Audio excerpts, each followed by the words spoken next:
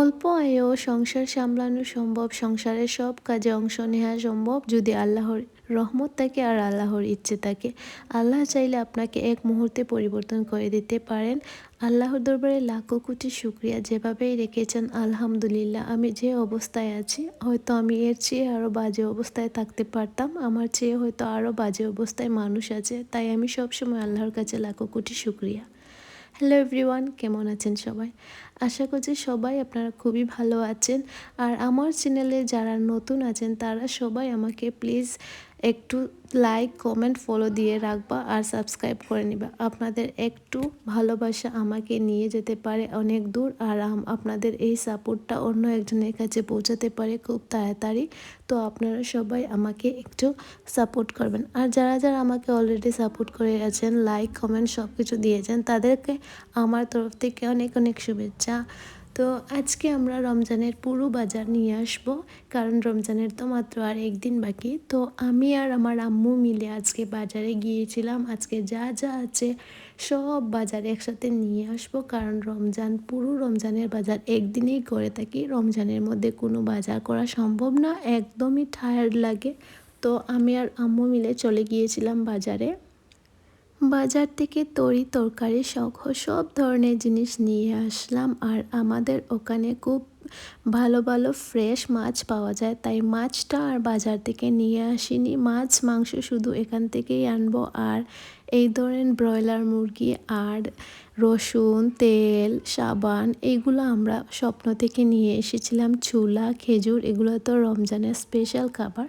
আমরা পুরো রমজানে ইফতারে শুধু এইরকম ভাজা পোড়া খাবার পছন্দ করি, পোলাও আর খিচুড়ি। আমার আম্মু খিচুড়ি খুবই ভালোবাসেন, তো উনি একটু পাতলা খিচুড়ি ভালোবাসেন, তাই ওনার জন্য আর সব ধরনের উনি যা যা খেতে পছন্দ করেন সব কিছু নিয়ে এসেছি।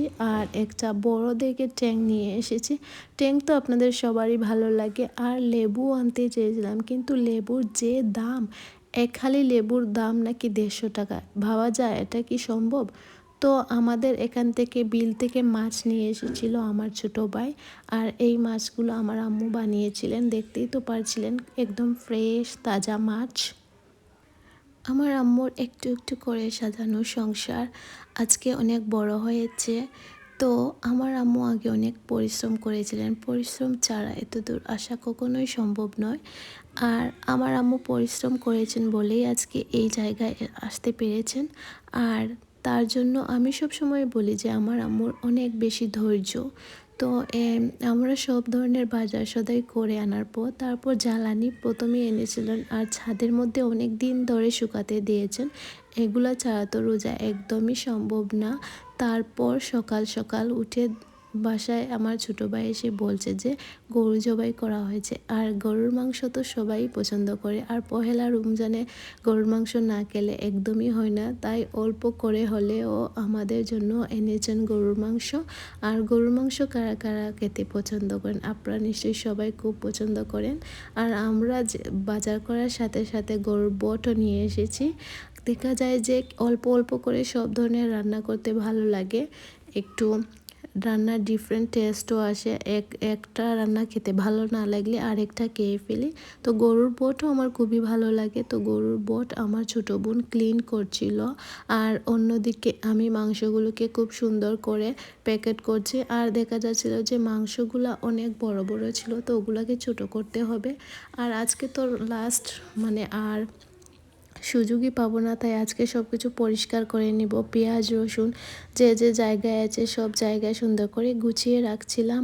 আর আমাদের বাগানের কিছু আলু ছিল, আলু আমার আম্মু একটু অল্প করে চাষ করেছেন, ওগুলোকে আমি খুব সুন্দর করে ক্লিন করে রেখেছিলাম। অনেক ধুলো ছিল, তো আমি একটু ময়লা আর সরিয়ে রাখলাম আর কি, না হলে দেখা যাবে যে অন্য আলু একটি আলুর সাথে পচে যাবে।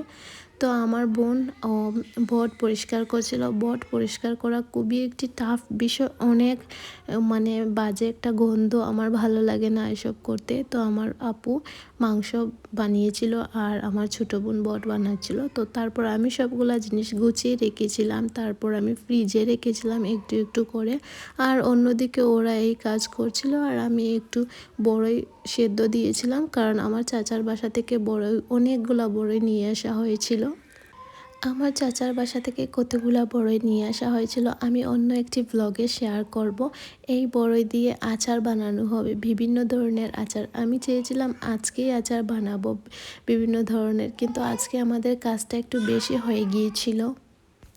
সকাল থেকে যেন কাজের শেষই হচ্ছে না, একজন পরে আরেকজন, শুধু কাজই আর কাজ। আমার ছোটো বোন সকাল থেকে ও বড়ই নিয়ে পড়ে আছে, এত বড়ই, তারপর ওগুলাকে খুব ভালো করে, একটু কষ্ট তো হবেই, কষ্ট ছাড়া তো কিছুই সম্ভব নয়, কিন্তু এই আচারটা খেতে অনেক ভারী মজা লাগে।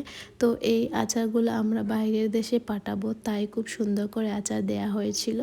আর সন্ধ্যার দিকে আমরা বিরিয়ানি খাবো, তাই বিরিয়ানি অর্ডার দিয়েছিলাম, কারণ আজকে তো শেষ, তারপর রমজান শুরু, রমজানে তো আর এগুলা খেতে পারবো না, তো একটু ফাস্টফুড খেয়ে নিলাম আর কি।